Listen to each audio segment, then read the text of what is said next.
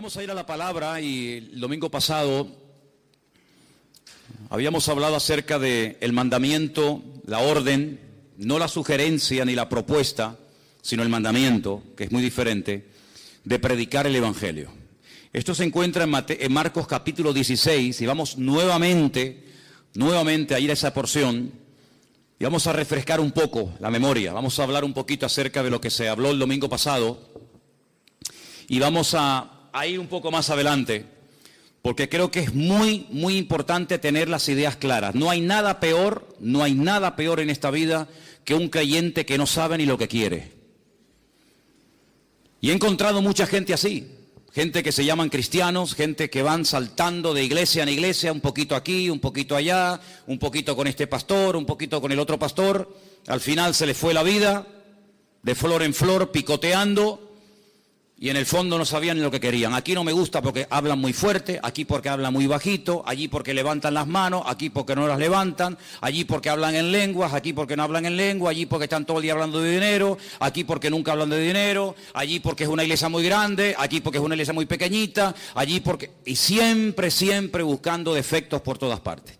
Un inconformismo, una insatisfacción, los problemas siempre son de otros. Pero nunca se miran la panza, nunca se miran a sí mismos y se preguntan delante del Señor: Señor, ¿yo por qué no encajo en ninguna parte?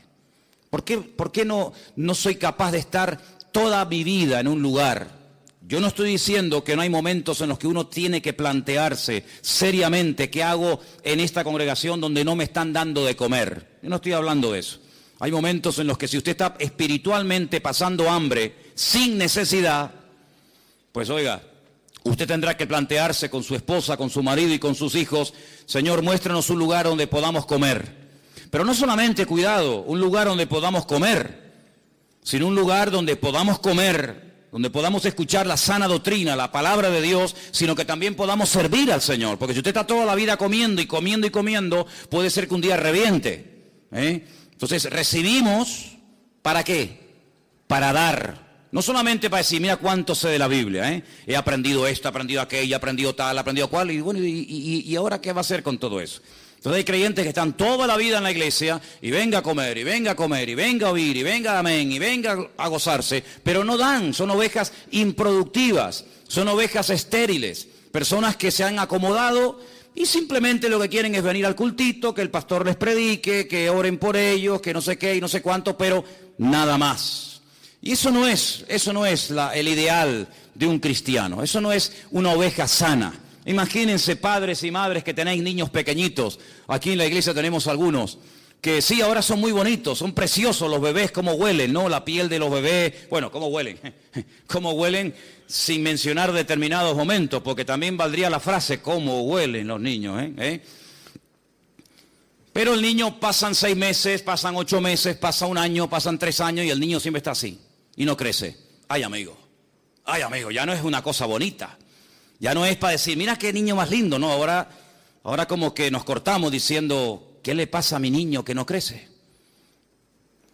Me pasó una vez y lo comenté aquí en la iglesia, que yo estaba en un lugar y vimos a una pareja que había puesto como una especie de una toalla, una manta en el suelo, y había un niño, pero el niño tenía cara de mayor, pero el cuerpito era de un bebecito. Y bueno, el Señor nos dio la oportunidad de hablar un poco con ellos. Y nos dijeron que el niño tenía una enfermedad, y es que no crecía. El cuerpo no se desarrollaba. La cara sí, el aspecto del niño era de un niño mayor, pero sin embargo no crecía. Eso es una enfermedad, eso no es normal. Eso no es normal.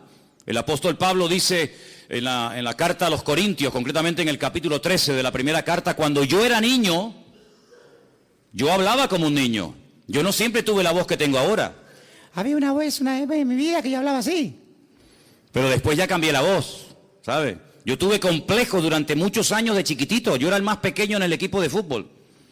Yo soy lampiño, yo no tengo pelos. Y cuando yo entraba a las duchas y yo veía aquellos gorilas allí dentro, y entraba yo decía, me daba vergüenza. ¿Sabes lo que hacía? Me cortaba pelos de la cabeza, lo pegaba con cinta adhesiva y me lo ponía bajo el sobaco, para que no se rieran de mí. Si la vida nos va cambiando la voz, la vida nos hace crecer, estirarnos, Yo no puedo ponerme los zapatos, las camisas y los pantalones de cuando tenía 8 años. Pero hay cristianos, hay creyentes que llevan toda la vida con la misma talla de pantalón y de camisa porque no han crecido. Se han quedado raquíticos, se han quedado enanos. ¿Es esto algo nuevo, algo que tiene que ver con el siglo XXI, que es algo de los últimos tiempos? No se equivoque, hermano. Ya en los tiempos bíblicos, en los tiempos de la primera iglesia primitiva, ya había estos problemas. Por ejemplo, el apóstol Pablo, me remito otra vez a la carta a los Corintios, le dice, sois niños en Cristo. No les puedo dar alimento sólido, porque si se le da una chuleta a un niño lo matamos. No puedo compartir con ustedes cosas profundas, no puedo usarles en otros aspectos de la vida. ¿Por qué? Porque os habéis quedado estancados, sois niños, carnales. Y claro, y como sois niños y carnales y no habéis madurado ni crecido, habláis como niños, pensáis como niños, hay celos, hay envidias, hay divisiones. Quítate tú para ponerme yo, porque os comportáis como auténticos niños, aunque lleváis toda la vida en la iglesia. Y también cuando uno lee la carta a los hebreos, pues también encontramos palabras como, ya es tiempo de dejar los rudimentos y avanzar hacia la perfección, y comer comida sólida. Y es una tragedia cuando hay creyentes que no quieren crecer, están ahí tranquilos, ahí en su asiento un año y otro año, y está bien, yo vengo, pero esa no es la voluntad de Dios. Dice la Biblia que cuando un pastor sale con su rebaño por las montañas, con frío, con calor, por la mañana, por la tarde, por la noche, a veces jugándose la vida con peligros tremendos, ¿para qué sale? ¿Para qué hace el esfuerzo ese hombre? Es que no hay otra cosa a la que dedicarse en la vida. Bueno, la Biblia nos enseña y nos da a entender tanto en el Antiguo, a través de la vida del rey David y de otros personajes, porque muchos patriarcas fueron pastores. Curiosamente, Abraham fue pastor, Isaac fue pastor, Jacob fue pastor, José fue pastor, David fue pastor y muchos fueron pastores. Y el esfuerzo que hacían era para poder ver que ese rebaño les daba leche, o les daba corderitos, o cabritos, o les daba lana, o les daba algo, pero nadie se está sacrificando año tras año, día tras día, pasando frío y hambre y jugándose la vida por nada. ¿Se da cuenta? Entonces el Señor ha invertido mucho en ti, hermano. ¿Sí o no? El Señor ha invertido mucho tiempo en nosotros, mucho. ¿Cuántos sermones tú has oído? ¿Cuántos más o menos? ¿100? 100. 200, 300, 400 y... El Señor quiere que toda esa semilla que ha sido plantada en tu corazón produzca fruto. ¿Y qué dice el Señor? ¿Qué dice el Señor de un árbol que no da fruto? ¿Qué hay que hacer con el árbol que no da fruto? Según el Señor. Cortarlo. Y si lo dejamos para que decore, no, es que no hay objetos decorativos en el reino de Dios. En otros aspectos sí, pero en la iglesia nadie es un objeto decorativo. Vamos a poner el púlpito aquí, una plantita y al hermano al lado, así, quietito, sin moverse. No hay objetos decorativos en el reino. Dice el Señor que llegó a maldecir el Señor Jesucristo a una higuera porque daba un aspecto pero eran falsos. Estaba cargada de hojas y se acercó y dice la Biblia que la maldijo porque tenía hambre y no había fruto en ella. Dijo, ¿para qué queremos una higuera que no dé fruto? Está inutilizando la tierra y impide el crecimiento de otros árboles. Alguien le dijo, bueno, vamos a darle otra oportunidad, vamos a abonarla, bueno, ok, una oportunidad más, pero si no da fruto, me la cortan y la tiran al fuego. Así de claro. Entonces, cuando uno va a la palabra del Señor, en el capítulo 16 de Marcos, vimos la semana pasada que el Señor a sus discípulos primero les reprochó su incredulidad y su dureza de corazón. Versículo 14, Marcos 16, 14. Les reprochó, les echó en cara lo duro que todavía eran. Lo incrédulos que todavía eran. ¿Cómo es posible que a veces le cuentes a un cristiano un milagro y te diga, bueno, ya no sé, no será una exageración lo que me estás contando? ¿Cómo puede ser que haya cristianos que duden del poder de Dios? ¿Cómo puede ser que haya iglesias y denominaciones enteras que digan que hoy en día Dios no hace milagros? Entonces, ¿yo qué soy? Si yo entré a la iglesia la primera vez en mi vida a robar, y entré enfermo, y entré endemoniado, que no podían conmigo 8 hombres. ¿Y yo qué soy? Señor, ese día me sanó, me salvó y me liberó. Y eso tenía 17 años, voy a cumplir 55 dentro de unos meses. Y nunca más el enemigo me volvió a meter mano ni a meterse dentro de mí ni experto. ¿Por qué? Porque el Señor hace una obra total, rotunda y absoluta. Tuve años en psicólogo, años en psiquiatra, amarrado con camisas de fuerza, de un hospital a otro.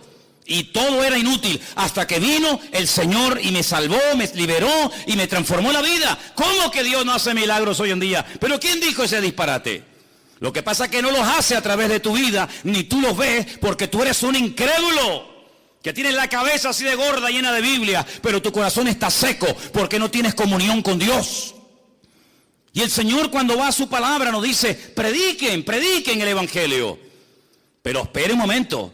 Pero cuando usted predica el Evangelio, cuando usted obedece y pone en práctica la palabra, dice: señales seguirán. Las señales siguen.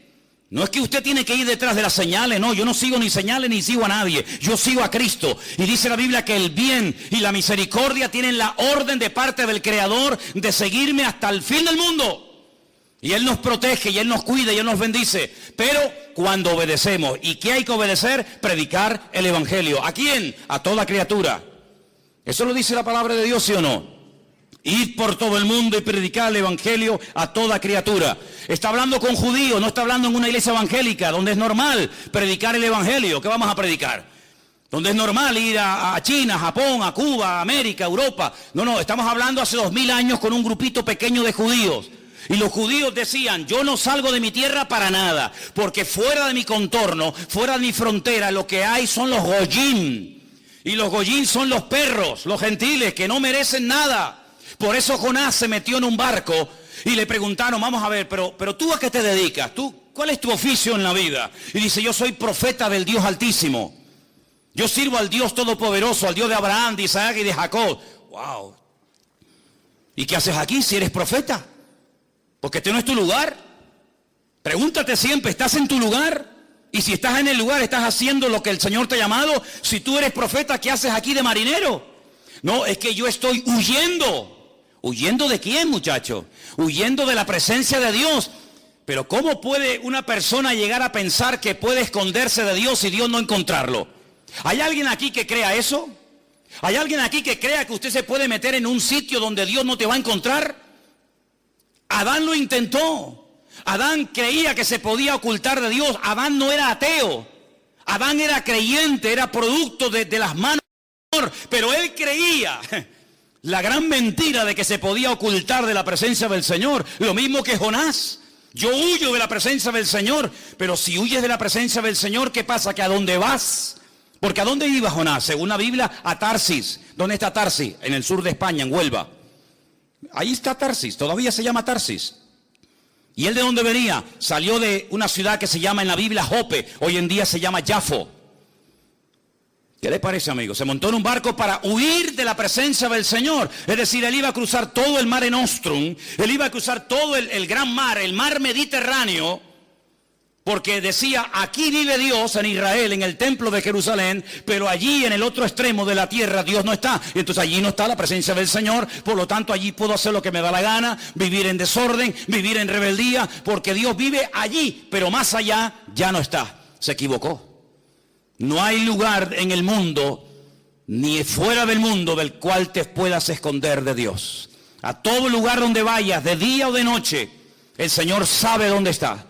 Sus ojos recorren toda la tierra, dice la palabra del Señor. Por lo tanto, es inútil huir de la presencia del Señor. Pero él, ¿por qué huía? Porque le había dado el Señor la orden de ir a un país extranjero, a otra cultura. ¿A dónde? A Nínive. ¿Y eso dónde queda? En Irak. Ay, amigo. Y allí era la gente terrible, terrible. Allí eran, pero vamos, salvajes, auténticos salvajes, como siguen siendo hasta el día de hoy. Como siguen siendo las peores barbaridades y las peores torturas y las muertes más viles y humillantes y crueles se siguen todavía desarrollando y manifestando en esas culturas. Y lo filman y lo suben a internet para que todo el mundo vea los salvajes que son. Tremendo, siguen siendo iguales. El espíritu no ha cambiado. Y dice, ¿quién? Yo ir a Nínive para que se arrepientan. Y si se arrepienten, Dios los va a perdonar. De eso nada. Por lo tanto, si yo no voy y si yo no les predico, no les vendrá convicción de pecado, porque el mensaje era muy cortito, pero era muy claro. Dile a los habitantes de Nínive que dentro de 40 días, si no se arrepienten, destruyo la ciudad entera. Y Jonás dice, 40 días, pues ya está, fácil. Yo me voy de la presencia de Dios, no les predico, si no voy yo nadie va. No hay internet, no hay WhatsApp, no hay nada. Y dentro de 40 días, qué bueno, el Señor se los cargó a todos. El Señor dijo, no, eso es lo que tú te crees. Pero Dios nunca pierde, Dios siempre gana. ¿Cuántos dicen amén? Diga conmigo, Dios nunca pierde, Dios siempre gana. Más fuerte, Dios nunca pierde, Dios siempre gana. Que te tiran por la borda y prefieres morir ahogado, no te lo crees ni tú, querido. Yo no sé silbar, pero si supiera, trágate a este. Ya verás cómo le quito la tontería. Cuando él se metió dentro de aquel submarino, dentro de aquel enorme pez, y comenzó a sentirse mareado, y una noche, y 2 noches, y 3 noches, dijo, Dios mío, sí voy, cuenta conmigo, allá voy. Pero fíjate tú, prefería morir antes de dar su brazo a torcer. Que no, ¿a que sí? Porque Dios nunca pierde, Dios siempre gana. Y vas a ir, quieras o no quieras. Así de claro. ¿Y qué pasó con Pedro? Porque eso fue en el Antiguo Testamento. Y Pedro, conociendo al Señor, viviendo con el Señor, Señor, lo que tú me pidas, ¿sí? Vete a casa de Cornelio a predicar el Evangelio. ¿A casa de quién? Cornelio. Cornelio es un centurión romano, imperialista, que nos tienen aquí todo el día el cuello trancado, que nos están amargando la existencia. ¿Cómo voy yo a ir a casa de un gentil romano? Pues vas a ir, quieras o no quieras. Y fue, y mire cómo empezó el mensaje. Ustedes saben cuán abominable es para un judío entrar a la casa de un gentil. Qué presentación más hermosa. Es como si yo dijera esta tarde, la verdad es que yo no tengo ningún deseo de verles las caras a ninguno de ustedes. La verdad es que yo estoy aquí por obligación, porque tengo que predicar, pero yo por mí me mandaría a mudar y lo dejaría todo. Pero vamos a ver, pero este hombre que está diciendo. Este hombre se le fue la olla. Así empezó Pedro el mensaje. Así empezó. Porque no entendía que gente fuera de su cultura, de sus esquemas, entendieran el Evangelio. Pero el Señor ya lo había dicho, id por todo el mundo y predicad el Evangelio. Es decir, que desde el principio el Señor viene hablando acerca de que Él tiene un plan general. Y en ese plan entra la salvación de todas las naciones de la tierra. Porque Dios quiere que todos los hombres procedan al arrepentimiento y que todas las naciones se salven y conozcan a su Hijo Jesucristo a través de su palabra. ¿Cuántos dicen amén? Pero dice la palabra de Dios que en un principio no era así, no había necesidad de predicar el Evangelio ni nada a nadie. ¿Por qué? Porque el único que conocía al Señor y se llamaba Adán. Adán era un hombre perfecto, tan perfecto que ni sudaba, no tenía frío, no tenía calor. Algunos dicen, bueno, pero si no iba a morir, porque también era un ser eterno, porque Dios lo creó eterno, porque la paga del pecado es la muerte, y si no había pecado, no había muerte. ¿Dónde iba a caber tanta gente? Si se iban a comenzar a reproducir, y uno y otro, y miles, ¿dónde va a caber tanta gente desde los tiempos de Adán hasta hoy en día? Oye, ¿por qué te crees tú que Dios creó tantos planetas? ¿Para tenerlos vacíos? ¿Qué sentido tiene haber creado miles, millones de planetas para tenerlos vacíos? No, Dios creó todo eso para ir poblando todo el universo, para que todas las naciones, para que todo el universo conociera del poder de Dios. Pero ustedes lo han echado todo a perder, porque habéis pecado y ahora las cosas han cambiado radicalmente. Ya no va a volver a ser nunca más como antes. Ahora vas a sudar, ahora vas a tener frío, ahora van a tener dolores, ahora les va a doler por aquí, les va a doler por allá. Ahora se van a levantar los padres contra los hijos contra ellos mismos. Ahora va a ser todo diferente. Cuando vayas a sembrar te vas a pinchar la mano, porque nacerán cardos y espinos. Aquellos animales con los que te entretenías y jugabas, ahora se te van a volver en tu contra. Ay, amigo, todo ha cambiado. Claro, es que cuando uno peca, cuando uno desobedece a Dios, todo cambia. No puede permanecer todo igual. La paga del pecado es la muerte. Y Adán comenzó a experimentar en su cuerpo, en su mente, en su alma, en su espíritu, en su familia, en sus hijos, en todo. Comenzó a notar las consecuencias del pecado. Pero Dios a un hombre le da una promesa. Y ese hombre se llamó Abraham, más tarde Abraham. Y le da una promesa. La promesa es muy clara y muy sencilla de entender. En ti serán benditas todas las naciones de la tierra. Y dice la Biblia que Abraham le creyó a Dios. Le creyó a Dios y fue declarado justo. ¿Crees lo que yo te prometo? ¿Sí? ¿Crees que serás padre de multitudes? ¿Crees que saldrá un día alguien de tus lomos y será un instrumento de bendición para todas las naciones de la tierra? ¿Lo crees? Y Abraham dijo, lo creo.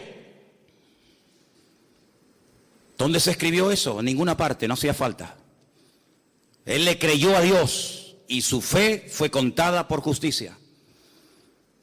Entonces, ¿por qué casi 500 años después Dios da la ley? Si ya había dado la promesa y Abraham la había creído, ¿para qué tuvo que dar la ley? ¿Qué sentido tiene? Porque Abraham no necesitaba leer la Biblia. Abraham oía a Dios y lo entendía. Vas a ser padre, amén. Cámbiate el nombre, amén. Vas a tener un hijo que a través de él vendrá la promesa, amén. Vete mañana y me lo sacrificas sobre un altar en el monte Moriah, amén. Él tenía una línea directa con Dios, le entendía perfectamente. Él le transmitió su fe a su hijo Isaac. Isaac nunca leyó la Biblia, nunca fue a la iglesia, nunca tuvo un pastor, un rabino, un reverendo, pero ellos entendían a Dios. No vayas a Egipto, le dijo el Señor a Isaac. Dijo, pues no voy. ¿Dónde lo leyó? No hacía falta. Jacob, ¿dónde se congregaba? En ninguna parte. Pero sin embargo él tenía encuentro con ángeles, él hablaba con Dios. Dios le dijo, a partir de ahora te vas a llamar Israel. Jacob no, Israel.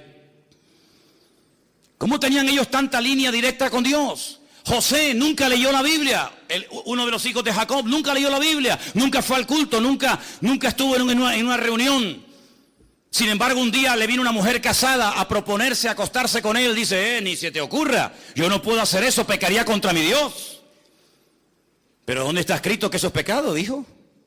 ¿En qué libro? ¿Dónde está escrito que acostarte con la mujer de tu amo Potifar sea pecado? Aquí está escrito. No necesito ley, no necesito Torah, no necesito nada porque yo conozco a mi Dios. Y como conozco a mi Dios, sé lo que le gusta y lo que no le gusta, lo que le agrada y lo que no le agrada. Y a Noé le dice, cuando construyas el arca, vas a coger 7 parejas de animales limpios y animales impuros y los vas a meter en el arca. ¿Y cómo sé cuáles son los limpios y cuáles son los impuros? Si eso no está escrito, yo te lo voy a decir. Entonces hubo un tiempo, hubo una generación, hubo un grupo de personas minoritarias que tenían un nivel de comunión, un nivel de santidad, un nivel de relación con Dios tan elevado que no necesitaban que nadie les predicara, que no necesitaban Torah, que no necesitaban ley, ni mandamientos, ni nada. Entonces la pregunta la vuelvo a hacer otra vez, ¿para qué Dios la dio? Si cuando Dios le hablaba a esta gente, ellos entendían y obedecían, ¿para qué da la ley? Cuando la ley son 613 mandamientos. ¿Para qué? Si ellos saben, con esta no me puedo acostar, este es un animal limpio y no se puede comer, este es inmundo y no lo puedo comer, esto lo puedo hacer, aquello no lo puedo hacer. Si lo saben todo porque tienen esa ley grabada en sus conciencias y en sus corazones, ¿para qué le das la ley? Bueno, es que la Biblia dice para qué fue dada, vamos a verlo. Gálatas capítulo 3, verso 19.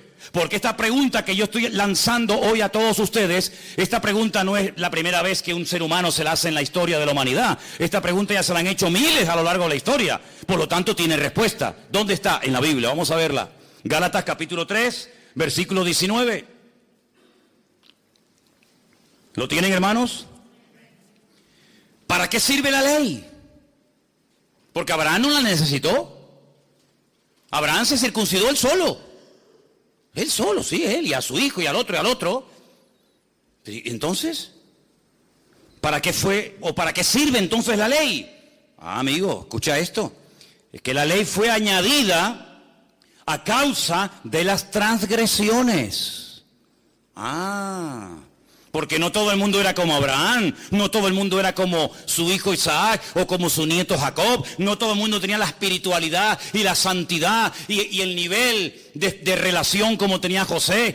Ojalá fuera así, pero no era la realidad. Por lo tanto, hay que poner límites. Por lo tanto, la ley no fue dada para los buenos, sino para los transgresores, porque los buenos no necesitan ley. Dice, ¿qué ley le voy a poner a un obediente como Abraham? ¿Qué ley le voy a poner? No me obedezcas tanto. Oye, no tengas tanta fe.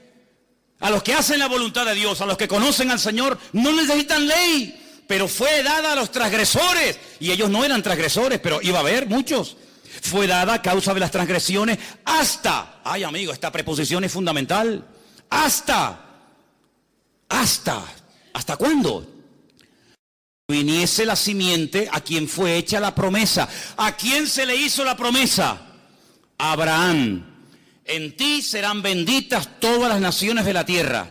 Cuando venga esa simiente, cuando se cumpla esa promesa que yo te he dado, hasta ese momento llega la ley. Mientras tanto, no. Entonces dice, hasta que viniese la simiente a quien fue hecha la promesa y fue ordenada por medio de ángeles en mano de un mediador. Y el mediador no lo es de uno solo, pero Dios es uno solo. Luego, ¿la ley es contraria a las promesas de Dios? Dice, en ninguna manera. Pero si por la ley, porque si la ley dada pudiera vivificar, la justicia fuera verdaderamente por la ley. Mas la Escritura lo encerró todo bajo pecado, para que la promesa que es por la fe en Jesucristo fuese dada a los creyentes.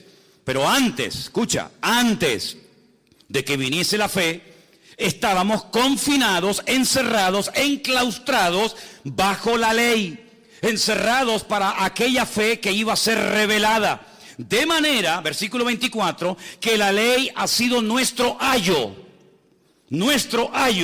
para llevarnos ¿a quién? Para llevarnos a Cristo. Yo pregunto, ¿vino ya Cristo o no ha venido todavía? Porque en Israel lo están esperando, dicen que no ha venido. Pero yo pregunto hoy en Santa Cruz de Tenerife, ¿Cristo ha venido, sí o no? Bueno, pues sí ha venido. Y dice aquí, de manera que la ley ha sido nuestro ayo para llevarnos a Cristo, a fin de que fuésemos justificados por la fe. Pero venida la fe, ya no estamos bajo ayo. Ya está. Si usted no entiende esto, pues oiga, yo intentaré explicárselo lo mejor que pueda. Pero está tan claro, pero tan claro.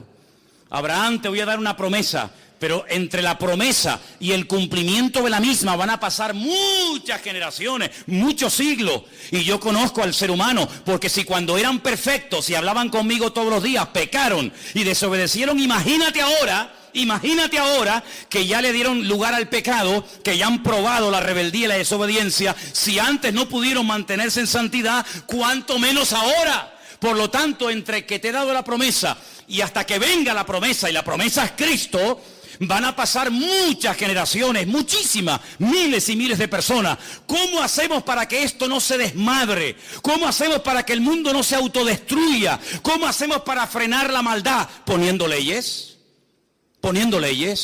Los casados, ustedes no pueden engañar a sus mujeres con otras mujeres. Mujeres, ustedes tienen que ser fieles a vuestros maridos. Hijos, tenéis que obedecer a vuestros padres. Agricultores, tenéis que hacer esto y esto y esto. Ganaderos, tenéis que hacer esto y esto. Solteros, casadas, viudas. Y hay un montón de leyes. Pero si yo sé que de aquí al Puerto de la Cruz o de aquí a los cristianos no puedo ir a más de 120, porque yo lo sé, ¿sí o no? Yo no necesito que por el camino me pongan carteles y carteles y carteles y carteles y carteles. 120. Pero si ya lo sé. Pero entonces, ¿por qué se ponen? Porque siempre habrá alguno que aún, a pesar de que lo sabe, se va a pasar el límite y va a querer ir de 200. Y después pasa lo que pasa. Si yo sé que en España se circula por la derecha y los que me vienen por la izquierda, yo no necesito tantas indicaciones, porque ya lo sé, ya lo aprendí, ya lo sé de toda la vida. Ay, amigo, pero hay gente que a pesar de esas leyes dice, no, yo me voy a ir por la izquierda. Y mira lo que pasa, los kamikazes que encima apuestan dinero, chocan uno con otro y se rompen familias y un auténtico desastre. Las leyes se ponen para los transgresores, no para los obedientes. Si usted ama a su esposa, usted no necesita poner un cartel en la puerta de su casa, no cometerás adulterio. Es que yo ya lo sé, José lo sabía, sin necesidad de ley. Pero dice la Biblia que el Señor dio la ley para parar, para frenar, para poner un coto, porque ellos vivían rodeados de amorreos, filisteos, jebuseos, cananeos, y aquellos eran un desmadre, un desorden de países. comían de todo, se mataban unos a otros. Bueno, era terrible lo que esa gente hacía. Si yo cojo a mi pueblo de la esclavitud en Egipto y los meta a vivir con esta gente, se van a pudrir como ellos, se van a terminar matando unos a otros. Entonces pongo leyes. Por ejemplo, ¿por qué los judíos tienen la obligación o tenían la obligación en aquel tiempo de sacrificar en el altar animales como por ejemplo corderos, ovejas, bueyes? Porque eran los animales sagrados del enemigo. Y entonces, ¿qué es lo que hacía? No, de sagrado nada. Aquí el único sagrado es el Señor. Y puso leyes para marcar una diferencia, para que ustedes sean un pueblo diferente, que habla diferente, piensa diferente, viste diferente, actúa diferente. Pero el que sabe cómo soy yo, no necesita leyes. El que sabe cómo soy yo, como el caso de mi amigo Abraham, como el caso de José, y como el caso de otros personajes, ellos saben cómo tienen que vivir, porque tienen comunión conmigo, pero ustedes, la mayoría, que no tienen comunión conmigo ni la quieren tener, yo a ustedes les tengo que meter leyes y leyes y leyes y leyes, y esto no, y esto no, y esto no. Y la ley, escúchame bien, no hay misericordia, no hay clemencia en la ley, no existe. Te para el guardia civil y usted va a 200 y le dice carnet de conducir, papeles del vehículo, no sé qué, no sé cuánto, y usted le dice, mire, ¿y no me podría perdonar? No. ¿Por qué? Porque la ley dice que usted se ha pasado el límite de velocidad y según la ley yo lo tengo a usted que multar. ¿No hay misericordia? No. ¿No hay clemencia? No. Y como le dijo una vez un hermano que venía conmigo en el coche, le dice, y si sigue hablando y protestando, también le voy a poner otra multa porque veo que no llevaba el cinturón de seguridad puesto, así que mejor estése calladito. Pues le van a caer todas encima.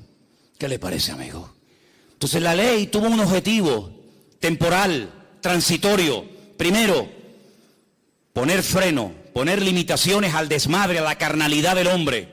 Segundo, aunque le suene fuerte, hacerle la vida imposible al hombre. ¿Para qué? Para que llegue un momento en el que diga, yo no puedo con esto, Señor, esto es demasiado, esto es terrible. Señor, 613 mandamientos, pero si Adán tenía uno y era perfecto y no pudo, y a mí me manda 613, no puedo. Claro, pero te quiero llevar a un momento en el que digas, me rindo, yo no puedo con esto. Y entonces tendrás que pedirme ayuda a mí y en ese momento te mandaré a mi hijo, ¿te das cuenta? Porque la ley es un instrumento, no un fin. Y hay gente que se queda con el medio y no se da cuenta de que Dios utiliza cosas. Pero todas esas cosas, ¿a quién apuntan? En la misma dirección. Apuntan a Cristo. Y si no entendemos que el Evangelio, la figura central del Evangelio no es el pastor, no es la iglesia, no son los milagros, sino que la figura central, el mensaje central del Evangelio se llama Jesucristo, no vamos a entender absolutamente nada, porque hasta que usted no entienda la base, usted no va a poder construir encima. Se le va a venir todo abajo. Y la ley es un medio, no un fin en sí mismo. Mire lo que dice, por ejemplo, Romanos 3:21. Lo tengo aquí también subrayado, se lo leo. Ahora, aparte de la ley, se ha manifestado la justicia de Dios, testificada por medio de la ley y de los profetas. La justicia de Dios por medio de la fe en Jesucristo. Sigo leyendo versículo 22. Para todos los que creen en Él, porque no hay diferencia. Por cuanto todos pecaron y están destituidos de la gloria de Dios, siendo justificados gratuitamente por su gracia mediante la redención que es en Cristo Jesús, a quien Dios puso como propiciación, palabra más rara esta, sustitúyela y ponga sustituto. Él es el sustituto, Él ocupó tu lugar, ahora te lo explico. Nuestra propiciación por medio de la fe en su sangre, para manifestar su justicia a causa de haber pasado por alto en su paciencia los pecados pasados, con la mira de manifestar en este tiempo su justicia, a fin de que Él sea el justo y el que justifica al que es de Jesús, de la fe de Jesús. ¿Dónde está puesta la jactancia? ¿Dónde está? Dice aquí, queda excluida. ¿Por cuál ley? ¿Por la de las obras? No, sino por la ley de la fe. Concluimos pues que el hombre es justificado por la fe sin las obras de la ley. Esto no lo he escrito yo, Y esto no se escribió ayer a la noche para el mensaje de hoy. Esto lleva 2000 años escrito. Conclusión, que el hombre es justificado por la fe sin las obras de la ley. Es decir, que si yo no cumplo la ley, yo me puedo salvar. ¿Cómo? Por la fe en el Señor Jesucristo. Pues esto es un disparate, para ti sí, para mí no. Para mí ha sido lo más maravilloso que he podido oír en mi vida. Que soy salvo por la fe en Jesucristo, no por lo que yo pueda llegar a ser, sino por lo que Él hizo por mí. Porque aunque intentara cumplirlo, no puedo, porque nunca daré la talla. Porque la ley de Dios es perfecta y el ser humano es imperfecto. Y como un ser imperfecto puede intentar o puede presumir de que él puede cumplir con la ley. Imposible. ¿Es Dios solamente Dios de judíos? No, es también Dios de los gentiles. Y ciertamente lo es. Porque Dios es uno y Él justificará por la fe a los de la circuncisión, es decir, a los judíos, y por medio de la fe a los de la incircuncisión. Es decir, Dios dio una ley temporal y transitoria hasta llevarnos a la realidad del cumplimiento de la promesa. Y cuando la promesa vino, y la promesa fue el Señor Jesucristo, el medio dejó de cumplir su objetivo. Este vaso de agua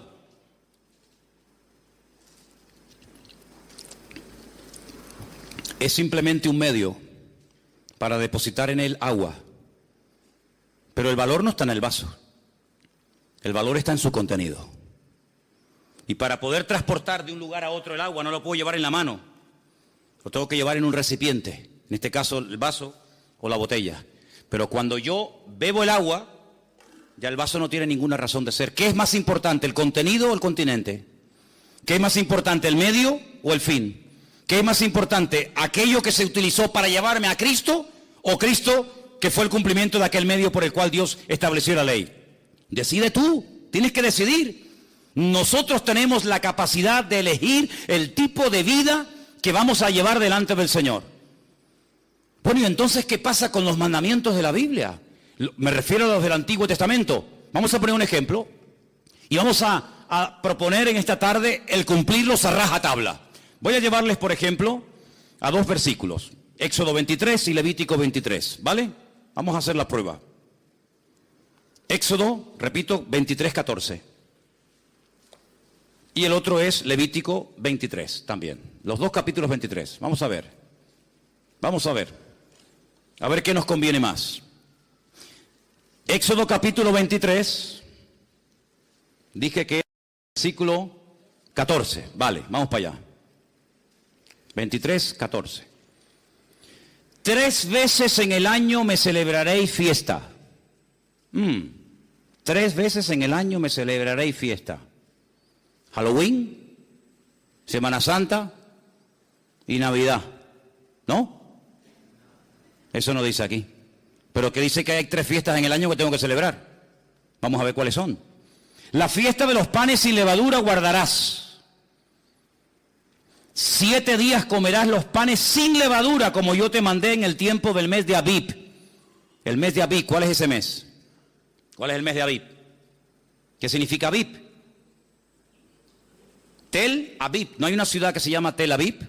¿Y Aviv qué significa? Primavera. Como yo te mandé en el tiempo de la primavera. Porque en ese mes saliste de Egipto y ninguno se podrá presentar delante de mí con las manos vacías. Bien, ya sé cuál es una. Los panes sin levadura. 7 días comiendo panes sin levadura. Vale. Segunda, la fiesta de la siega. Bien. Y después, si quiere, podemos leer la otra que también nos dice que era la fiesta de los tabernáculos. Está en Levítico 23, 34. Y ahora dice, 3 veces en el año, versículo 17, estoy aquí, 3 veces en el año se presentará todo varón delante del Señor. Vale, entonces según el Antiguo Testamento, estamos tratando de hacer una prueba práctica, objetiva, para ver si podemos cumplir con esto. 3 veces al año dice el Señor en su palabra que todo varón, luego las mujeres quedaban excluidas. Ah, no me dijeron nunca eso. Yo no sé lo que ustedes le dijeron, yo sé lo que estoy diciendo. Las mujeres no tenían obligación de hacerlo, los hombres sí. 3 veces al año, fiesta de Pascua o Pesaj. Pesaj significa saltar. Saltaron de la esclavitud a la libertad. Un poquito más adelante, 50 días más adelante, la fiesta que llamamos nosotros Pentecostés o Shavuot, la fiesta de las semanas. Y al final, casi entre septiembre, generalmente octubre, una fiesta que se llama la fiesta de los tabernáculos. Pero la pregunta es, ya sé el nombre de las fiestas, ya sé cuántas fiestas son, pero ¿dónde se celebraban? ¿Dónde se ponían en práctica estas fiestas? ¿Dónde? ¿Dónde? En el sitio que estableciera el Señor tu Dios. ¿De dónde huía Jonás? ¿De Tacoronte? ¿De la matanza? ¿De dónde huía Jonás? Él huía de Jerusalén, huía de Israel, porque en la mentalidad del judío se les metió hasta en los tuétanos que Dios vive en el templo de Jerusalén. Por eso yo cuanto más me aleje de Jerusalén, más me alejo de la presencia de Dios. Mira, hasta el día de hoy, hermano, escuchen bien esto. Hasta el día de hoy en Israel está la creencia de que el mundo son como grandes círculos concéntricos. Cuanto más lejos vivas de Jerusalén, más lejos vives de Dios. Si tú vives dentro de Israel, estás más cerca de Dios. Pero si vives en el norte de Israel, no estás tan cerca de Dios como el que vive en el centro de Jerusalén. ¿Por qué? Porque en Jerusalén era donde vivía el gran rey, no donde vive, donde vivía el gran rey. Pero dentro de Jerusalén había una montañita, un monte llamado el Monte Moriah, y dentro del monte había un edificio, y dentro del edificio había 2 habitaciones, y dentro de ese edificio había una en particular, pequeñita, que era el Santo Santorum, el lugar santísimo, donde estaba allí el Arca de la Alianza, y donde entraba una vez al año, en el día del Yom Kippur, el sumo sacerdote. Ese era el hombre que vivía más cerca de Dios. Los demás vivían, depende, a 4 kilómetros de Dios, a 5 kilómetros de Dios, a 8 kilómetros de Dios. Esa era la mentalidad, esa era la mentalidad que había. Y el Señor dice, me celebraréis estas 3 fiestas anuales donde yo lo dijere, donde yo lo estableciere. Bueno, venga, va, a ver, tubillete.com, vamos a sacar billetes para poner esto en práctica. Estamos ahora en la fiesta de la... ¿Cómo es? La fiesta de la Pascua. Muy bien, venga, tubillete.com. Mañana sacamos un billete, salimos desde Tenerife Sur, paramos en Madrid o en Barcelona y de ahí cogemos otro avión y nos vamos a Tel Aviv. Llegamos a Tel Aviv, cogemos la guagua y nos vamos a Jerusalén. Cuando lleguemos a Jerusalén decimos, oye, una pregunta, ¿el Monte Moria aquí dónde queda? Pues claro, uno se imagina el Monte Moria como las cañadas del Teide, ¿no? El Monte Moria es un monte muy chiquitín, que lo han aplanado encima para poder construir. Y entonces llegas y te dicen, no, el Monte Moria está dentro de la ciudad vieja de Jerusalén. Venga, nos metemos por donde entramos, por la puerta de Damasco, que la conocen muchos de ustedes, que hemos ido allí. Venga, entramos por la puerta de Damasco, empezamos a darnos codazos con todo el mundo porque es una calle abarrotada, cruzamos todo el barrio árabe, follón tremendo, llegamos al control militar. Allí nos quitamos las chaquetas, los bolígrafos, los móviles, todo, y ya pasamos del barrio árabe al barrio judío. Ya estamos allí estamos en el muro de los lamentos, en el Kotel Hamarabí, el muro occidental, ¿vale? ¿Y ahora qué hacemos? ¿Dónde está el monte? Está allá arriba. ¿Y cómo subimos? Bueno, como tú no eres musulmán, tú no puedes subir por cualquier parte. Solamente hay una puerta de acceso, una escalera de madera de acceso para los no musulmanes, y es esa. Entonces tienes que ponerte en la cola, no se te ocurre llevarte una estrella de David, una cruz, una Biblia, porque te prenden fuego allí mismo. Entonces tienes que hacer una cola enorme, enorme, y cuando llegas arriba y cruzas el puente de madera, y llegas allí arriba y dices, Salem Aleikum, Aleikum Salam, Alhamdulillah, Zukra, vamos a buscar el templo. Y te dice, ¿el qué? Claro, como a lo mejor no habla español, le tienes que decir el Bet Hamidash. Aquí no hay Bet Hamidash. Aquí hay 2 mezquitas. Una allí y otra aquí. Aquella se llama la mezquita de Omar. Y aquella se llama la mezquita de Al-Aqsa. ¿Pero y el templo? Porque yo he leído aquí que tengo que venir al templo del Señor 3 veces al año y he venido de Tenerife. Y todos estos conmigo. Pues aquí no hay templo. Y como se ponga chulo, le damos una paliza y lo tiramos del muro abajo. Y no es la primera vez que lo hacen, ¿eh? Entonces me vengo a Tenerife frustrado porque digo, Señor, no puedo cumplir tu palabra, Señor. No puedo. Porque la voy a cumplir ¿dónde? En mi casa. Eso no vale. No vale. Es que es allí. Es decir, que los cristianos españoles que vivían en el sur o en el norte de España tenían que viajar 3 veces al año a ir a Jerusalén? ¿Me estás diciendo eso? Exactamente te estoy diciendo eso. Y si no quería, eso es otro tema. Pero el Señor dijo 3 veces al año se me van todos a Jerusalén a celebrar la fiesta de Pesaj, la fiesta de Shavuot y la fiesta de los tabernáculos, la fiesta de Sukkot. Pero Señor, si yo lo quiero hacer hoy en día yo cojo tu palabra y la interpreto literal y la quiero poner en práctica, no puedo. Y si no hago las cosas como tú me has dicho, ¿qué hago entonces? Bueno, pues si no puedes hacer las cosas como yo he dicho, no las hagas, porque para hacerlas mal mejor que no las hagas. Pero ¿y entonces cómo hago? Bueno, entonces lo que tengo que ir a la Biblia a buscar una respuesta a mi incertidumbre, a mi problema. Señor, ¿qué hago? Y ahora me encuentro que la Biblia dice, vuestra Pascua es Cristo. Amigo, que mi Pascua es Cristo. Ajá. Yo soy vuestra Pascua. Por eso mi paz os dejo, mi paz os doy. Y a donde vayas, te puedes estar tranquilo, porque si vives en el sur, en el norte, en América, en Oceanía o donde sea, en Cristo, lo que no puedes cumplir, aunque quieras, porque no se dan las condiciones, ya lo has cumplido si tienes a Cristo viviendo dentro de tu corazón. Ay, amigo, ¿os dais cuenta cómo Cristo es todo? ¿Te das cuenta cómo Cristo destaca por encima de todo? Es como cuando un alpinista está días y días y se esfuerza y lucha y oxígeno y esto y aquello. No ve nada, está luchando para llegar a una cumbre y cuando llega por fin arriba, ¡ay, amigo! Desde arriba se ve una panorámica alucinante, se ven todos los picos, se ve a lo mejor en el fondo otro continente, se ve, yo qué sé, el mar. Pero para poderlo ver todo, tienes que subir. Por eso dice la Biblia que hasta que no subamos, hasta que no levantemos en alto al Señor Jesucristo, no vamos a entender nada. No vas a entender nada, porque los mandamientos del Señor tienen condiciones. Y si no se dan las condiciones, no se puede poner en práctica el mandamiento. No te puedes inventar una Biblia a tu manera, a tu estilo. No se podían hacer sacrificios en las casas. Eso quiere decir que yo no puedo hablar de la Pascua en mi casa. ¿Quién ha dicho eso? ¿Quién ha dicho que no? ¿Quién ha dicho que no podemos hablar en la iglesia o en la escuela dominical o en el culto de jóvenes o donde sea de cualquier otra fiesta? No estoy diciendo eso. Lo que estoy diciendo que si usted quiere hacer las cosas decentemente y con orden, como Dios manda, aunque quisieras, no puedes. Porque de los 613 mandamientos, más de 418 giran en torno a la construcción del templo. Ahora mi pregunta es esta.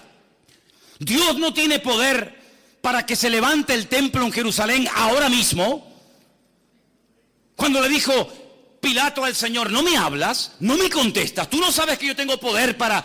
Y el Señor como diciéndole, pero si yo hago así, amigo, yo hago así, me vienen aquí 1 millón de ángeles a defenderme. ¿Qué estás diciendo? Claro que el Señor podría ahora mismo hacer así, ¡bum!, y arrasar todo lo que hay allá arriba y construir el templo. ¿Pero por qué no lo hace?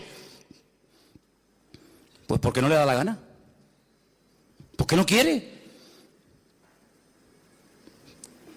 Porque el Señor permitió que lo destruyeran. Y el Señor hasta este momento, hasta este minuto, ha impedido que se vuelva a reconstruir. Para que ya no esté vuestra vida girando en torno a un edificio de piedra, sino que vuestra vida sea una vida cristocéntrica, centrado no en un templo, no en un lugar, no en un país, sino que vuestros ojos estén enfocados en Cristo. Y por eso Pablo dice, si habéis, tú sabrás si habéis o no, si habéis resucitado con Cristo, poner la mira ¿dónde? ¿Dónde tengo que mirar?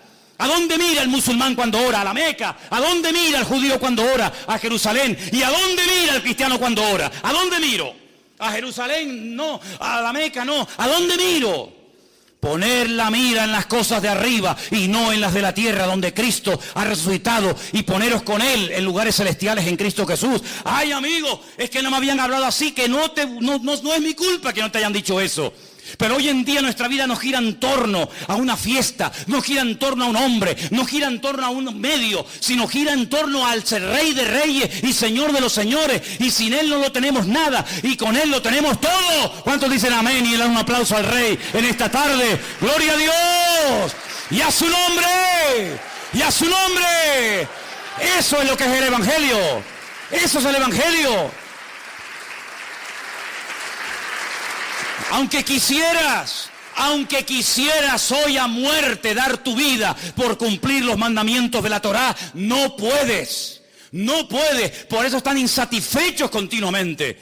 Por eso han tenido que decir, bueno, y si ahora no podemos orar 3 veces al día o presentar nuestro sacrificio, y no podemos subir al templo, y no podemos, ¿qué hacemos? ¿Qué hacemos?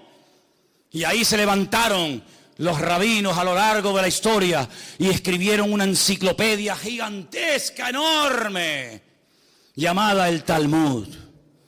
Ay, amigo. ¿Y qué es el Talmud? Pues es la creación de la Mishnah y la Gemara, la Totafot y la Hagahá. ¿Eso qué es? Tradiciones y mandamientos. Y el Señor dijo, recorréis tierra y mar para ganar a un prosélito.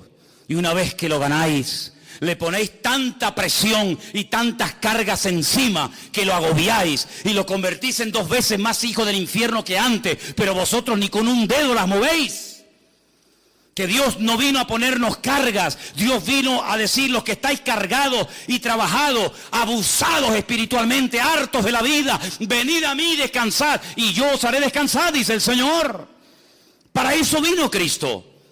Y ahora podemos entender cosas tan sorprendentes que rompen los esquemas de la época y hoy en día, como por ejemplo aquella mujer que dice que la sorprendieron en el mismo acto de adulterio. Bueno, hermanos, yo entiendo que la pillaron con las manos en la masa. Ahora, si usted es mujer y está cometiendo adulterio y te pillan, quiere decir que pillan a uno y al otro, ¿o no? ¿O con quién está cometiendo usted adulterio?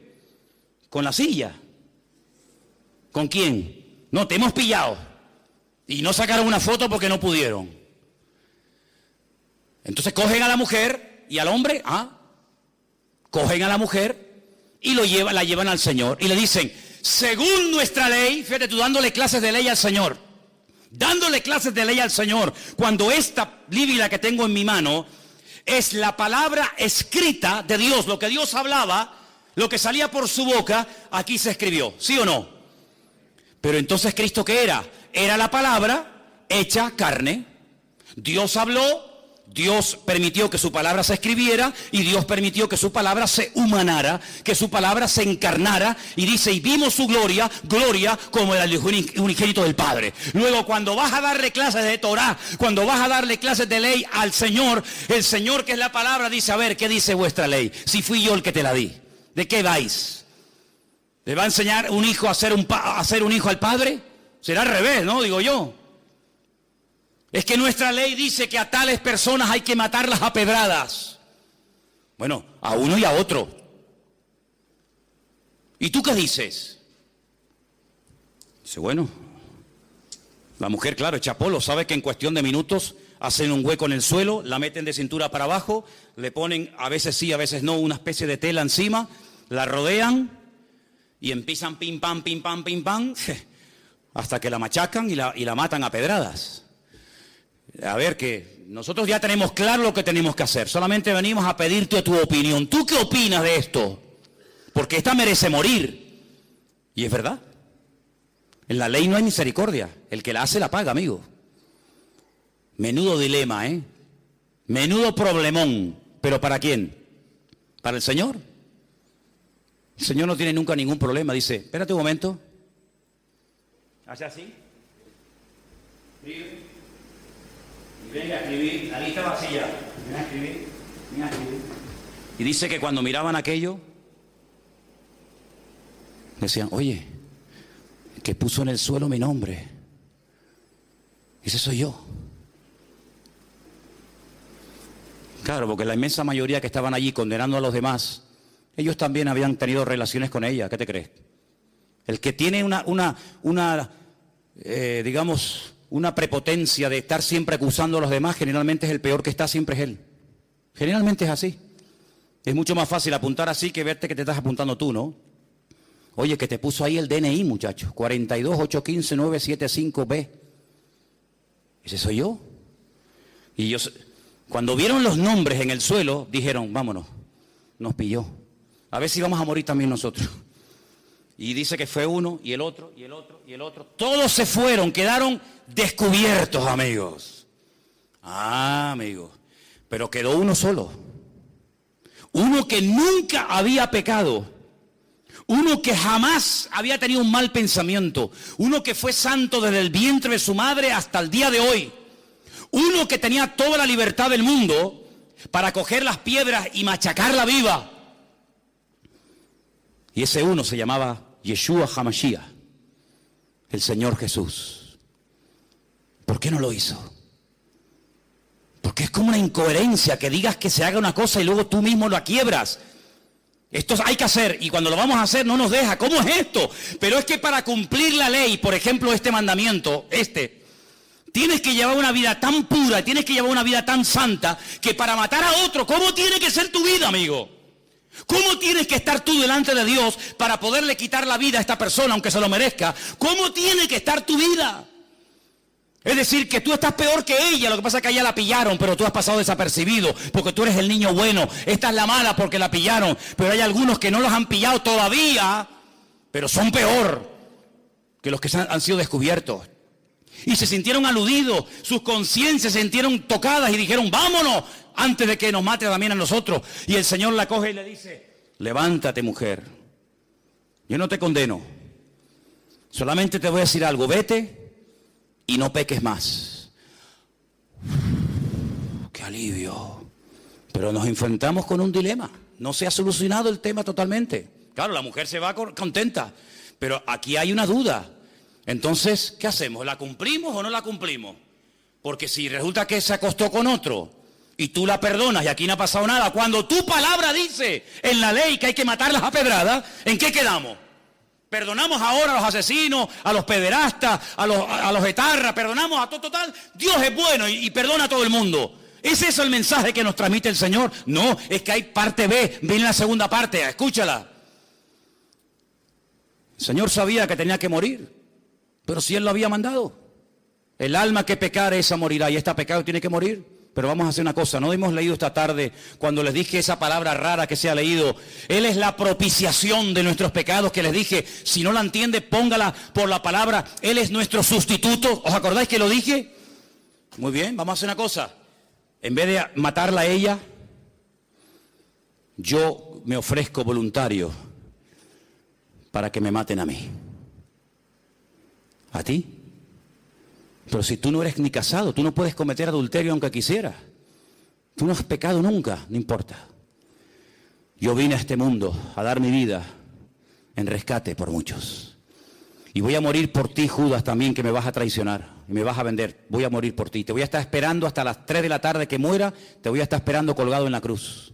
Y voy a morir por ti, Poncio Pilato, que te lavas las manos. Aquí no ha pasado nada, por ti también voy a morir. Y voy a morir por ti, Anás y Caifás. Voy a morir por los borrachos, por los alcohólicos, por las prostitutas, voy a morir por los adúlteros, voy a morir por todos los criminales y asesinos de la historia de la humanidad, porque ese fue el mandato que recibí de mi Padre. ¿Estás dispuesto a que yo lance mi ira contra ti en vez de contra aquella, contra aquel y contra aquel? ¿Estás dispuesto a cargar todo el peso del pecado de toda la historia de la humanidad, de los que murieron, de los que viven y de los que aún no han nacido? ¿Estás dispuesto a semejante sacrificio? Y el Hijo dijo, hágase mi voluntad. Hágase tu voluntad y no la mía. Heme aquí, envíame a mí, Señor. Entonces, cuando Cristo muere por esa mujer y por todos y cada uno de nosotros, cuando Él resucita, una mujer se lo encuentra y lo va a abrazar y dice, espera un momento, espera, no me toques todavía porque aún no he subido.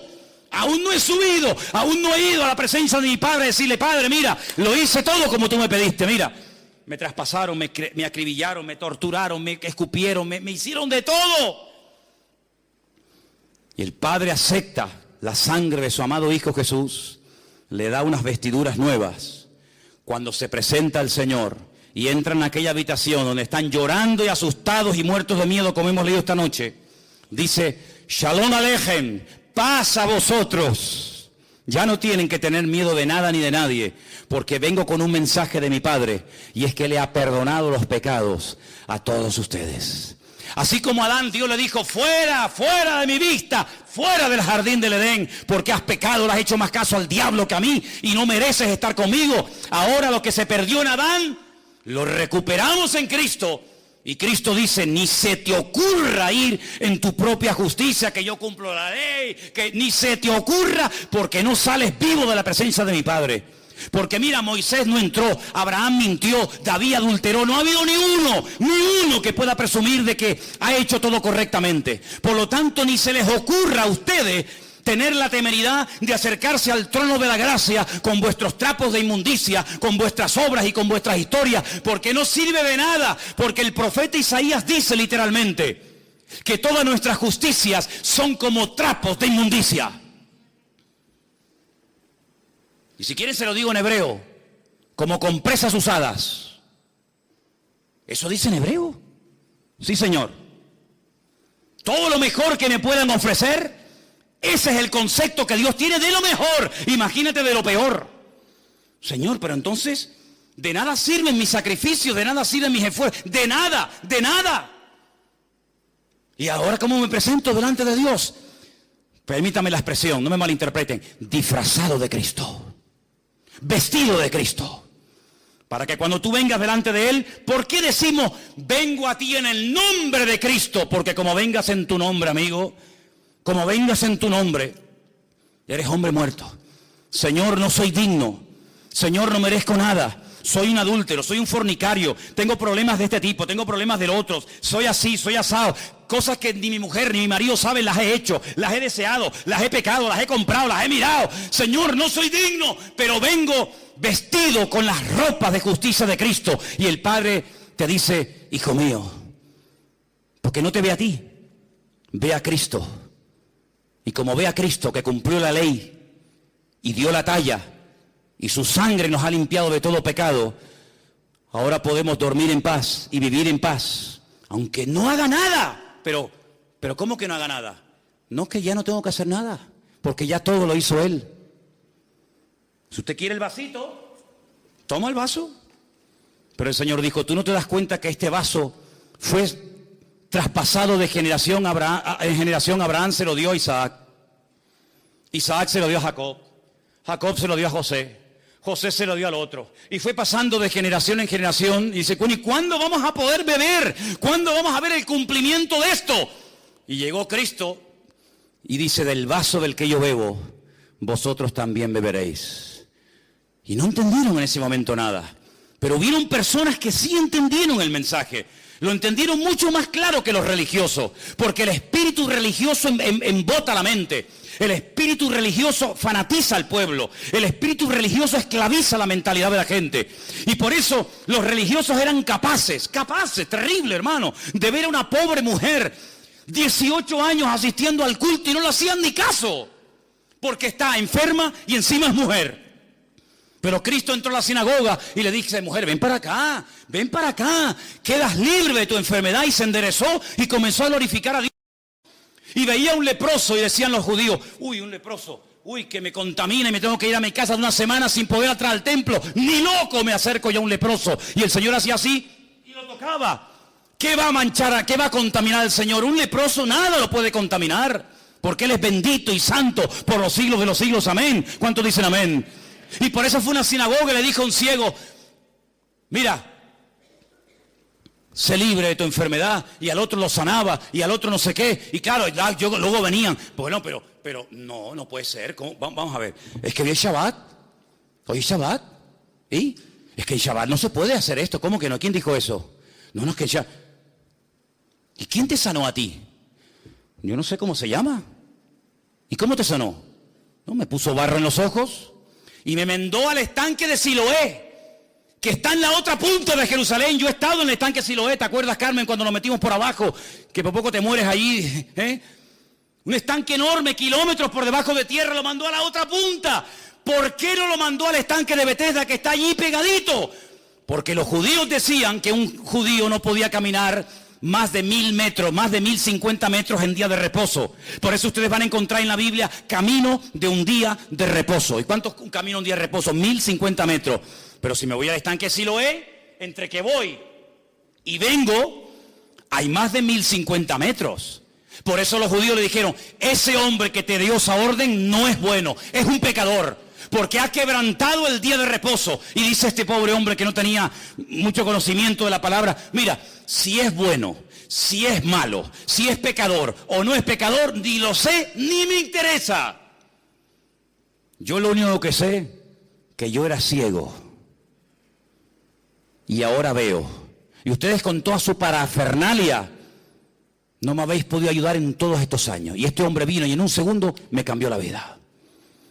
Hasta que tú no entiendas que el Evangelio ha superado con creces todos los medios, todos los vasitos, todos los instrumentos que ha utilizado el Señor, vas a ser un esclavo de cosas. No toques, eso no se puede hacer, eso no se puede mirar, eso no se puede ir. Y el Señor dice que ha venido para darnos libertad cuando conocemos la verdad, y la verdad se llama Cristo. Por eso en esta iglesia predicaremos toda la vida que teniendo a Cristo lo tenemos todo. ¿Cuántos dicen amén? Hay iglesias, lo sé, soy consciente. Llevo ahora 34, 35 años de pastor. Conozco todos los pastores de estas islas. Los conozco, sé cómo se llaman, cómo se mueven. Incluso algunos que ni son pastores, pero ellos dicen que lo son. Y en algunas iglesias, si usted no paga el diezmo, está bajo maldición. Y la gente se asusta. Y si usted se va de esta iglesia, usted va sin la bendición. Y si usted no habla en lengua, no se va al cielo. Y venga condenación, y venga condenación. Mi Señor no vino para amargarle la vida a nadie. Mi Señor vino para dar libertad a los cautivos. Hoy estarás conmigo en el paraíso, hijo. Pero sin dar el diezmo. ¿Cómo se va a salvar sin dar el diezmo? Sin hablar en lengua, sin ayunar, sin evangelizar a nadie, así, por la buena. Hoy estarás conmigo en el paraíso. Pero ¿qué ha hecho este hombre? Nada. Es que no puede hacer nada. El que lo está haciendo soy yo. Y como yo lo voy a hacer bien, yo te ofrezco el paraíso y lo que haga falta. Pero hay algunos que están empeñados, porque son ignorantes y quieren seguir siendo ignorantes, que es lo peor. Que hay que hacer esto, que hay que hacer aquello, que hay que hacer tal, que hay que hacer tal, que hay que hacer no sé qué, y que hay que hacer no sé cuánto, y que hay que hacer... Que te he demostrado con la Biblia, o no te enteras. Te he demostrado con la Biblia que aunque quieras cumplir la ley, no puedes, hombre. Te lo estoy diciendo. Entonces no sigas R que R con lo mismo. No sigas R que R con lo mismo, hombre. No se puede cumplir la ley, no se puede cumplir la Torá. No se puede. No se puede cumplir, bajo ningún concepto. Hay un laxus que ha quedado ahí suspendido, y es el tiempo de gracia, en el cual dice el Señor, ahora prediquen el Evangelio, abren los ojos a la gente, que entiendan que no es a través de este medio, que no es a través de aquel, que hay un solo camino, un solo mediador, y tiene nombre, se llama Jesucristo. ¿Cuántos dicen amén? Entonces, si usted viene a esta iglesia y quiere dar el diezmo, que no lo quiere dar, a mí me da igual si usted da dinero o no da igual de dinero, me da igual. Si muchos de ustedes cuando estaban en el mundo yo estaba predicando el Evangelio, si yo no vivo de lo que la gente da, yo vivo por fe porque sé que mi Señor es mi pastor y nada me faltará. Si usted habla en lengua, pues me parece bien, mire, es que yo no quiero hablar en lengua, pues no hable, mijo. A mí me da igual si usted habla o no habla en lengua. Es que a mí no me gusta ayunar, pues no ayune. Es que yo no puedo venir a la oración por la mañana, pues no venga. Pero entonces esto que es un libertinaje, no, es la libertad gloriosa de los hijos de Dios. Es vivir tranquilo, vivir sin agobios, vivir sin presiones religiosas. Yo odio la religión, porque las religiones son ataduras y son presiones a la gente. Y encima el religioso se cree que por cumplir está agradando a Dios, y a veces nada más lejos de la realidad. ¿Saben lo que le digo? Lo que le digo a muchos. Disfruta de la vida. Disfrute de la vida. Hermano, y si yo no me levanto a las 6 de la mañana y si oro a las 10, ¿qué? El Señor a las 10 está ocupado, no lo puedo atender. Nunca he entendido eso. Está bien levantarse temprano y orar, yo no tengo nada en contra de eso. Pero si mañana quiere dormir una horita más, ay Señor, perdóname. ¿Por qué? Porque tenía que haber orado a las 6. ¿Dónde dice la Biblia que hay que orar a las 6? La Biblia dice orad sin cesar. A las 6, a las 7, a las 8, a las 9, a las 10. Dios no ha venido a traernos condenación, hermano. Dios ha venido a alegrarnos la vida. No te la compliques más de lo que la vida nos pone impedimento. Porque el Señor ha venido a que usted sea libre, a que usted viva en paz. Se viene a la iglesia a disfrutar, no se viene a la iglesia a sufrir. Si usted va a una iglesia a sufrir, no vaya. ¿O usted es masoquista? ¿Le gusta que le humillen? ¿Le gusta salir vacío? ¿Le gusta salir mal? No, la iglesia ha sido diseñada por el Señor para abrirnos los ojos, para aclararnos nuestras dudas, para que no seamos ignorantes y vivamos en la libertad gloriosa de los hijos de Dios. ¿Cuántos dicen amén? ¿Y entonces qué tengo que hacer? Pues buscar a Dios en oración, esforzarme en lo que dice el Señor. Ahora bien, yo les hago una pregunta. Si no se puede cumplir la Torá porque no se dan las condiciones actuales para cumplirla, ¿para qué complicarme la vida queriendo cumplir con algo que no se puede? Dele la vuelta a la tortilla. ¿Usted puede hoy en día orar? Pues ponte a orar. ¿Usted puede hoy en día congregarse? Sí, pues congréguese. ¿Usted puede leer la Biblia? ¿Usted puede evangelizar? ¿Usted puede ayudar a una persona? Sí. Entonces, ¿por qué no te preocupas más en hacer lo que puedes hacer? Y no te agobias tanto con lo que no puedes hacer. ¿Usted puede hacer feliz a su mujer? Pues hágala. No, es que, no sé, haga lo que pueda hacer y deje en las manos de Dios lo que usted no puede hacer. Ese es el evangelio que se predica aquí. Esto es lo que se enseña en esta congregación, Vida Nueva. Aquí y en nuestra iglesia en el Puerto de la Cruz y lo que estamos enseñando en el sur, esto es lo que aquí enseñamos. Es que en la otra iglesia, es que a mí no me interesa lo que enseñen en otras congregaciones, no me interesa. Aquí enseñamos la libertad que Cristo nos vino a dar, no libertinaje. Aquí enseñamos una vida de tranquilidad, de paz, de sosiego. Aquí enseñamos lo que dice la Biblia, predicamos el evangelio del Señor Jesucristo. Si usted quiere que yo le predique la Torá, váyase a Jerusalén, porque yo no soy un rabino, yo soy un cristiano. Y yo no tengo la obligación de enseñar Torá, yo tengo la obligación de enseñar evangelio. Eso es el mandato que dice la Biblia. Y dice la Biblia, y termino, y es la lectura que hoy se ha leído. Por eso siempre usted tiene que prestar atención a la lectura que se lee antes del mensaje, porque en el 99% de los casos, la lectura previa al mensaje hace referencia o guarda relación directamente con el mensaje que posteriormente se va a compartir. Y si usted prestó atención, nuestra hermana Sonia subió aquí y dijo: si algún ángel del cielo viene y os predica otro evangelio diferente al que nosotros os hemos anunciado, sea anatema. Vamos a hablar clara para entendernos. ¿Qué es anatema? Pues claro, si dice anatema y no sabe lo que es anatema, pues entonces... Anatema significa maldito. Literalmente, maldito. Es decir, que si mañana o esta noche yo tengo un sueño y se me presenta un ángel. Hola, Manolo. ¿Qué tal? ¿Qué pasó? Te vengo a dar un mensaje. A ver. Que el Señor no va a venir. Vengo de parte del Señor que no va a venir. Vengo a decirte que la Biblia que tiene está equivocada, que no es la verdadera. Que hay por ahí otra que nunca se tradujo por miedo a no sé qué. Que el Señor no ha perdonado los pecados de todo el mundo, sino de unos cuantos. ¿Saben lo que hago con ese ángel? Tengo un bate de béisbol que cogí aquí en el rastro. Tengo un bate de béisbol. Le doy una entrada de palos al ángel, hermano. Yo he cogido en más de una ocasión el bate de béisbol. Mira, una vez cuando cogí el bate de béisbol, fue en Bolivia, en Santa... ¿Hay algún boliviano aquí? Tú eres de Santa Cruz de la Sierra. En el séptimo anillo, donde teníamos nosotros el comedor, y comenzamos a dar de comer y comer y comer a los niños, que ahí tú sabes que hay mucha necesidad, ¿verdad? Por allí no aparecía nadie, ni los pastores de la ciudad cuando íbamos a visitar las iglesias, y Armando está ahí, que no me dejará mentir. Íbamos a las iglesias y contábamos lo que estábamos haciendo, de barro hasta aquí, miseria, era terrible aquello. Y nos decían, pues no sabíamos que aquí había eso. Y tú eres de aquí de Bolivia, y yo vengo de 15.000 kilómetros y sé más de la miseria que hay en tu barrio que tú. ¿Tú qué pastor eres? ¿Qué evangelio predicas tú? Y lo llevábamos al barrio y se quedaban asustados. Llevamos un día un montón de doctores para que examinaran a los niños y decían, ay, estos niños qué sucios. Claro, ¿qué quiere?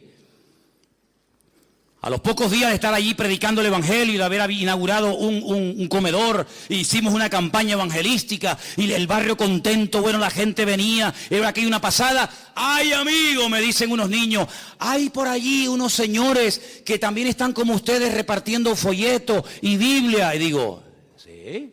Pero si aquí nunca ha venido nadie, ¿dónde están? Y me fui, ¿y saben quiénes eran? Ya saben, ¿no? Los testigos de Jehová. No habían ido nunca en la vida, pero ahora que veían que la gente venía a escuchar la palabra, ahora ellos también venían a repartir comida, ahora ellos también venían de bueno. ¿Sabe lo que hice? Me da igual lo que usted opine, ¿eh? Me da exactamente igual. Ya a las alturas que estoy, me fui, cogí un palo así, me acerqué a los testigos de Jehová y le dije, mira, sinvergüenza, aquí estas criaturas han estado pasando hambre y frío y miseria, y habéis sido incapaces en toda vuestra vida de haber venido aquí, y ahora porque veis que dando comida la gente viene a ver el evangelio, ahora vienen. Te doy 2 minutos para que desaparezcan del barrio. Como no se vayan del barrio, me lío a palos con ustedes y me quedo solo. Y los saqué a todos del barrio. No fueron más en el tiempo, yo no sé si fueron después, pero mientras yo esté aquí, aquí no entra un demonio de esto, utilizando malamente la palabra para... Y los saqué, bueno, no, gracias a Dios no tuve que darle ningún garrotazo a nadie, pero estuve dispuesto a darlo. Porque el Señor Jesucristo un día entró al templo y le dijo, ustedes son unos sinvergüenza, que utilizando la bondad del pueblo, que quieren beneficios al Señor, ahora vienen aquí y ponen unos precios abusivos y están convirtiendo mi casa de oración en una cueva de ladrones. Pero yo digo, ¿y cuántas cuevas de ladrones hay hoy en día? Que afuera pone iglesia no sé qué, iglesia no sé cuánto. Hermanos queridos, hay que espabilar y hay que darnos cuenta de que el Evangelio ha venido para darnos libertad. ¿Usted quiere vivir en esa libertad? Bienvenido sea. ¿No quiere vivir en la libertad de Cristo? Bueno, pues que Dios le bendiga. Pero en esta congregación no adaptamos la doctrina a usted. Usted no está aquí para pastorearme a mí. Yo estoy aquí para pastorearte a ti. Y si usted viene a esta congregación, aquí predicamos esto. Del diezmo no dé, el diezmo habla en lengua, no habla en lengua, no sé qué, no sé cuánto. Aquí predicamos la libertad a través de la sangre de Jesucristo. Si usted quiere vivir de otra manera, búsquese otra iglesia porque esta seguramente no es la suya. Pero aquí queremos enseñarle a la gente a disfrutar de la vida. Por eso los vecinos me dicen todos los días, más de lo que ustedes se imaginan, qué maravilla de juventud tienen ustedes ahí, que no hacen botellón. Claro, imagínate, si yo veo un botellón aquí en la puerta le saco el bate de béisbol enseguida, ¿tú me entiendes? Ay, amigo, ahí se quedan hasta las tantas, no fuman, no beben, no hacen nada malo, no hacen nada bien. La gente alucina con estas criaturas, la gente alucina con esta gente, aunque a veces también con el sonidito se pasan un poco, pero bueno, ojalá todo fuera eso, ¿eh?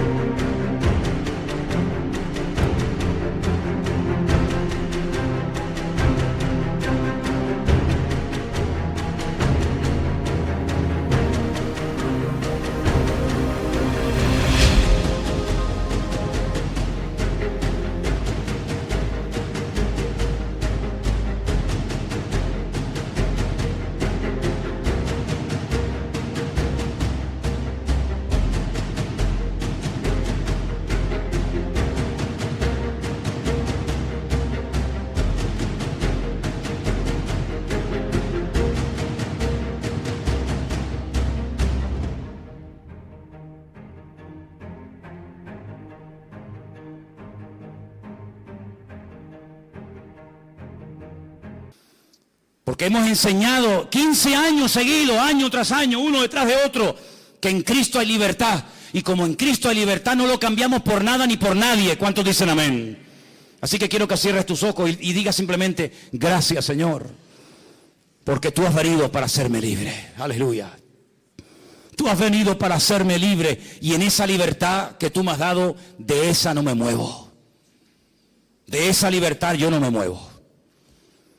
Y dele gracias a Dios que hay un lugar en esta isla que es un auténtico oasis en medio de tantas tinieblas, donde se le está enseñando a usted cómo vivir en libertad, cómo vivir con gozo, cómo vivir con paz y no vivir con presión, con condenación. No hice esto, no hice aquello. No, no, hermano querido, por favor, hágame el favor.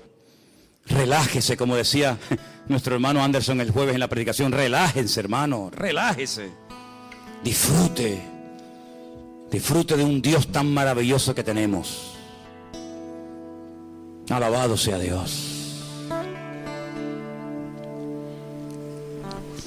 Yo quiero que en esta tarde usted le diga, Señor, gracias porque el Evangelio es lo que justamente hoy se ha dicho aquí. Cristo murió, Cristo resucitó Cristo volverá otra vez y fuera de eso sobra todo lo demás. Cristo no necesita nada más, porque todo lo que se hacía falta hacer, Él ya lo cumplió. Por lo tanto, no añadas. Estate quieto, porque como intentes hacer algo, lo vas a echar a perder. Estate quieto. Métete en Cristo, que Cristo se meta en ti, y ya verás cómo puedes entrar y salir de la presencia del Padre en paz. Porque la sangre de Cristo tiene poder. Bendito sea tu nombre, Dios. Trae libertad a los cautivos en esta tarde, mi Señor. Quita toda ignorancia, toda presión psicológica, toda presión espiritual. Rompe toda atadura, toda tiniebla, la reprendo en el nombre poderoso de Jesús de Nazaret. Toma autoridad sobre toda mentira, sobre todo espíritu de religiosidad, sobre todo fariseísmo, contra toda condenación y peso innecesario que el diablo quiera poner sobre nuestras conciencias. Señor, declaramos libertad y rota toda cadena hoy, ahora, en el nombre de Jesús de Nazaret. Declaramos libertad sobre este lugar, declaramos libertad sobre esta isla, que tu pueblo disfrute, Señor, que tu pueblo sea un pueblo alegre, un pueblo gozoso, un pueblo bendecido, porque han entendido el Evangelio. Y porque cuando uno entiende el Evangelio, lo cree y lo practica y lo vive, vive en libertad, de gloria en gloria, de victoria en victoria, de bendición en bendición. Bendito seas. En esta tarde, Señor, haz tú la obra. Yo he predicado la palabra, pero hay gente aquí que necesita ser sacudida y dejarse de tanta religiosidad, de tanto fariseísmo, y que sean libres, porque eso es lo que tenemos que ser, libres para adorarte, libres para danzar, libres para servirte, Dios mío. Extiende tu mano, mi Dios, en esta tarde. Bendito seas tú, Jesús. El Señor está en este lugar en el día de hoy y queremos disfrutar de su presencia. Queremos disfrutar de un tiempo especial con Él. Póngase de pie conmigo. Levante sus manos al cielo. Levante sus dos manos bien altas al cielo. Y vamos a cantar esta canción en el nombre del Señor. Cante una vez más esta parte. Declárelo en el nombre de Jesús. Somos libres, libres, todos juntos.